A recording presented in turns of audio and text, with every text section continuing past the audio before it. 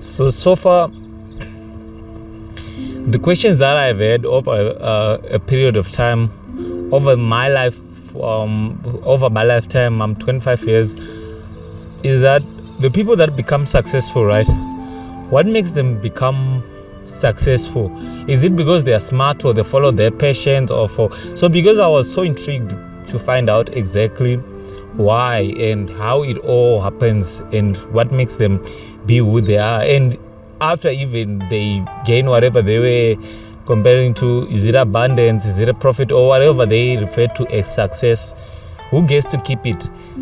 There's a saying that says everyone gets to make money in life, but who gets to keep it in the end, because some make money through their entire lives, but they spend extravagantly and they ended up dying broke. They always die broke, or in some serious sort of unhealthy life, which is something that they didn't intend to have in the first place. So what I learned was that consistency was one of those things. Consistency plays a major role in terms of someone achieving whatever they have set out to achieve. Consistency simply means they have to keep on doing what they've been doing over and over and over and over and over again until it literally works out the way that they want it to work out. So with that was the first one. And then I thought to myself, why is it that everyone else says, why follow your passion, do what you love what you do, this is gonna get you where you want to get? Yeah, that's true, but usually following your passion isn't about you becoming filthy rich or success, or it's about you being happy as an individual. Like, what makes you happy? Why don't you do that for a living, so that you won't have to work even one day in your life? You always keep up with whatever you are doing. You can afford to make a life, which is why some people have to find exactly what do you like to do as an individual.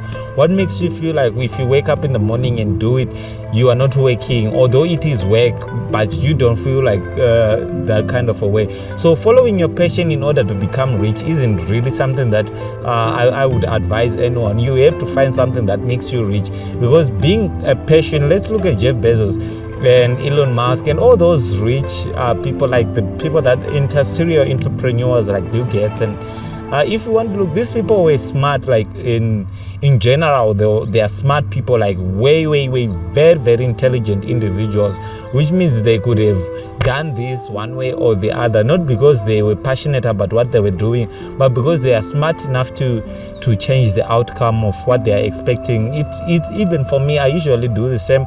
If I'm working, right, let's say I'm writing a script, I usually have to have my full attention on what I'm doing, because I know that the more that I do it is the more that I become a better individual, is the more that I'm actually producing better results and better work. But for most people, they don't go that far because they get tired on the way, or they just don't have so much to dream about, and they don't literally know exactly where they are going. So the first one is consistent. The second one is discipline, which plays another major big role and major big part in someone becoming successful, whatever, financially, health wise, physical wise, whatever wellness that you are after. So discipline plays that part, because without discipline it's almost impossible to remain consistent and persistent towards your dreams or your goals or whatever you have set out to achieve. Because without discipline, you usually extra spend, you usually go out at nights that you are supposed to be staying in, you usually don't have priorities. So once you learn to set your priorities straight and know that this is what you want, you're gonna have to do whatever you have to do to get there. And if you don't, no one else will come to you and do it for you. That's how the logic of everything works. And with that in mind, then we have to set a caution, we have to set at least something aside that makes us believe that the reason why we are doing whatever we are doing is because we want to become better people, isn't it? We want a better future. We want something that is better for ourselves. We don't want to be the average. So following your passion is the first one. The second one is consistency. The third one is having enough discipline. And let's go back to the first one when I said passion. When you have a passion, right, you have to love what you do and do what you love. That's having a passion. But following your passion isn't about becoming filthy rich. It's about you knowing exactly what you are good at and how you can become better at doing it. And that is almost as difficult as anything else that I have come across, because you learning something that you love, it sounds easy, but you're gonna have to do whatever you can to do better, to have better results over a period of time. So once you have those better results, you realize that you are working more effortlessly without you knowing about it. You know, you are putting more hours without you knowing about it. It's funny, you know, when you are working on normal hours, right? Usually complain how these hours are a lot, or you are tired and you can be doing more and more of these hours. But to some extent, because you feel like it's part of the job, right? It's what you are doing for a living every day. Because you are getting paid by someone, you are not really following exactly what you love, or what you are doing it because of responsibilities.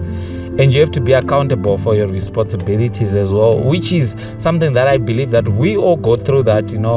We all have responsibilities, and everyone has something to do. Whatever you are doing, you are not just doing it for yourself, for family, kids, you know, for their future and for your future as well.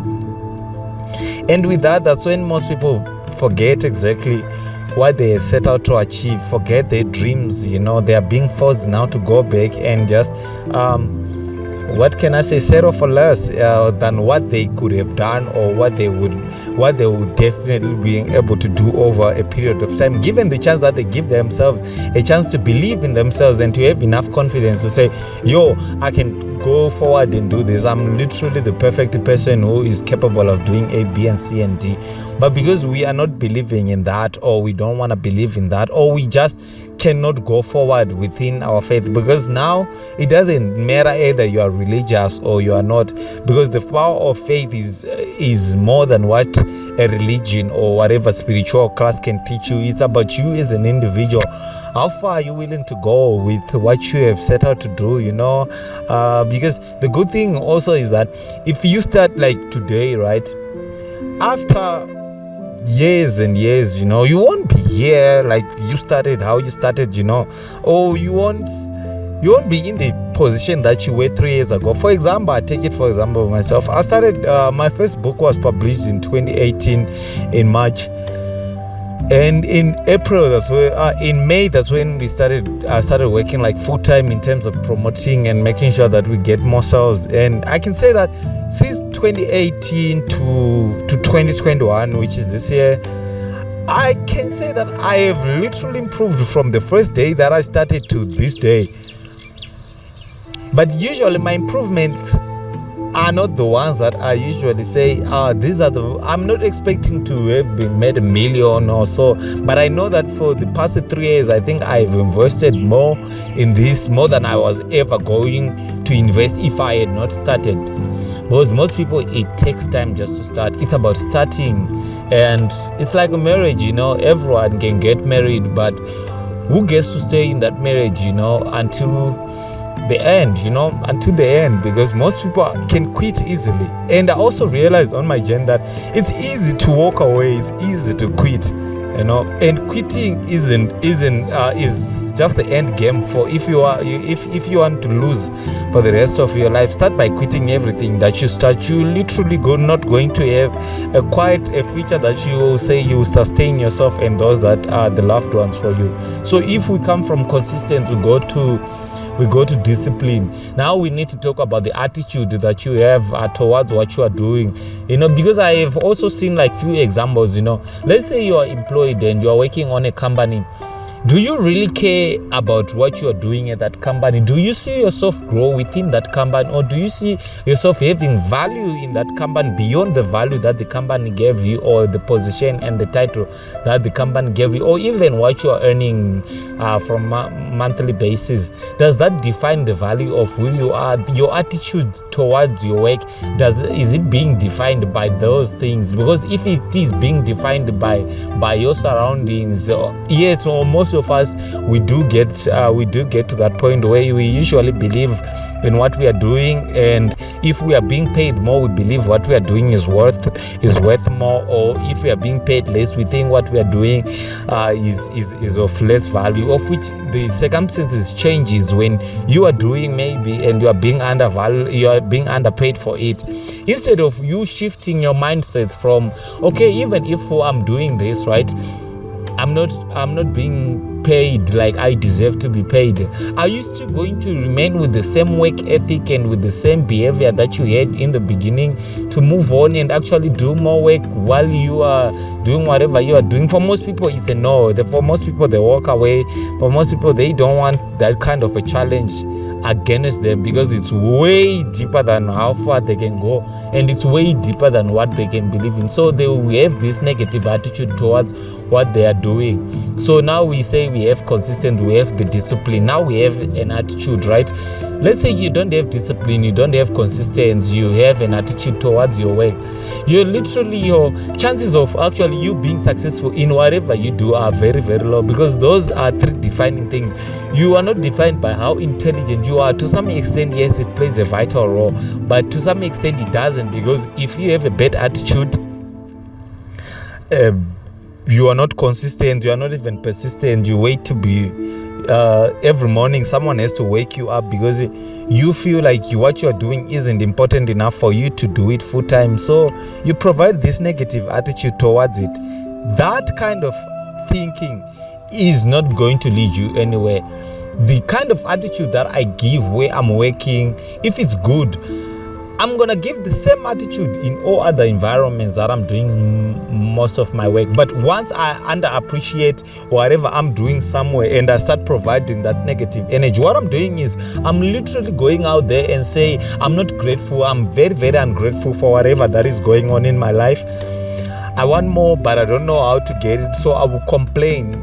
And not being grateful becomes number 5, because what you now let's think about it. You have a passion, you have an attitude that is good towards your passion, you have discipline, right? And the fourth one that we just mentioned, now you take that you put it into work, and then you try to create some output out of it. You realize that the same attitude that you are putting in all these places is gonna provide you with comfort. If you are grateful with one thing, you're gonna be more grateful with other things. So now you have a passion, you are consistent, you are persistent, you have a good attitude, and you are grateful.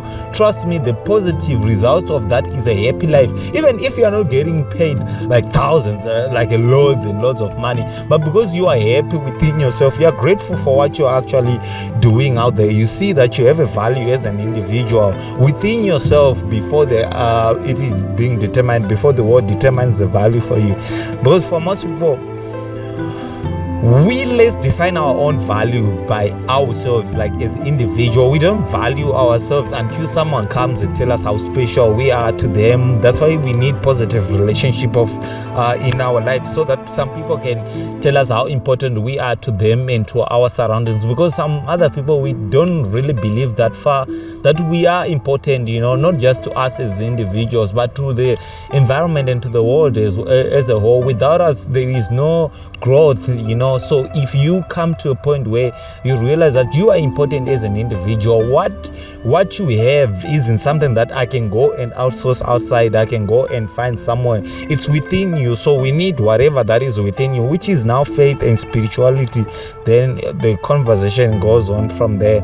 So when you have at least characterized these five things, having the passion, the right passion, having the consistency that is needed, the persistence that is needed, and being grateful, having the positive attitude. Just these 5 for today. We'll only talk about these 5. They are just enough for you to know exactly where you are going, for you to have a vision of what's going on in your life in the next 5 years, what's going on in your life in the next 6 years. And are you thankful that you are in a position that you are today? Because you not being thankful in the position that you are in today simply means you are not going to be satisfied forever. And once you take that and you put it into numbers, most people find it as ever easy that if they compare their life to a number, the more that they add the value to that number, the more their lives become more valued, but which is, I think, more more or less negative than from how it sounds, because the more that you add a number to your life to make it to give it value, because you own this or you earn that much, you realize that even if you still have all these things, you're still gonna be lonely for quite a period of time. You're still gonna be lonely over simple stuff. You're gonna be mad. The love that is there, you underappreciate those that work for you, those that work with you, those that work around you. You are a self-inflicted wound within your own heart, because whatever you do, you don't find value in it, because you only find value in money. Not finding value in money is what makes people happy. No, it's actually finding value in it, but using it for the right purposes. Why do you want 1 billion? Why do you want to make 30 million in the next 3 months, or in the next 5 years, or in the next 10 years? What is your goal? Why are you doing this? Why are you doing what you are doing? So finding reasons, good reasons to do what you are doing, is exactly what gets you started. Like me, I prayed for my passion. The other day, I literally made a strong prayer and say, God, like, show me what's my talent. What's my talent? I've been playing basketball, I've played soccer, seems like I'm not fitting in all these things. What's mine exactly? What can I do that makes me that separates me from everyone, that makes me a talented individual as I am. So I became grateful with that, and I became grateful with the talent that I had, but I didn't put a pin on it. I didn't put a comma on it and say, oh, my talent is done. If I have a talent, I'm ready to go. I was like, I'm going to use my talent to expand into other markets, to diversify myself, to educate myself, to know more that I grew up, to know more that I know, what else can I do that is out there for me to experience that? Because if I have a passion, right, and I'm consistent and I'm persistent, I have the right attitude and I'm grateful. Whenever those characteristics are found in me, they're gonna be found in everything that I do, from my work ethic, from my school ethic, from my relationships, from all these things, because I'm not separating them from who I am as an individual, because these are characters that pretty much define me as an individual. They don't define me outside of by what I do or who I am, but me as the inner person within me, having the peace to say, I'm grateful, I'm at peace with myself. I've done A, B, and D for myself. I think I'm doing good for myself. In the next 5 years, I'll be here. In the next 6 years, I'll be here. In the next 7 years, I'll be here.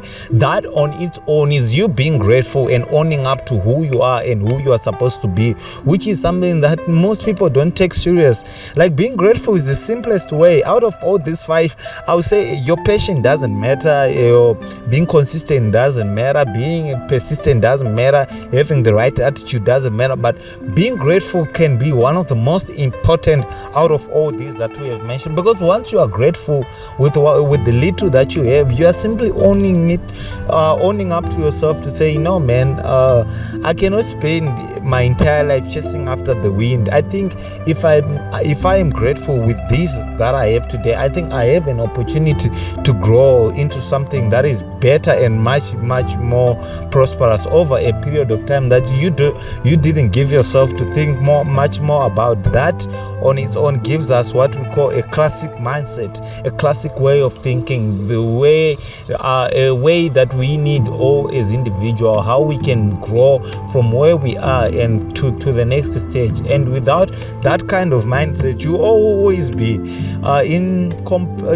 complaining, and life will always be hard and difficult for you, because you literally don't appreciate the little that you do. You are not grateful for your day, because you just having the breath and being able to smell this fresh air is a blessing. And sometimes we don't recognize that until it has been taken away. Think of it, when you have freedom, you barely notice that.